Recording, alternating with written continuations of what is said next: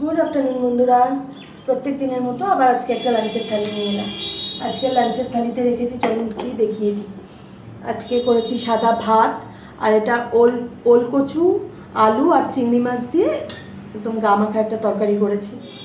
আর করেছি এটা রুই মাছের ঝোল করেছি, আলু বেগুন দিয়ে টমেটো দিয়ে পাতলা করে ঝোল করেছি।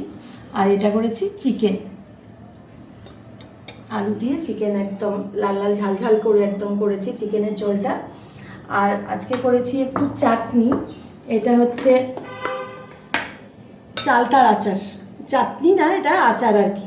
চালতার আচার আমরা স্কুলের গেটের বাইরে যেরকম খেতাম ওই রকম চাটনি করেছি, একদম খুব ভালো হয় খেতে। এই হচ্ছে আজকের লাঞ্চের মেনু।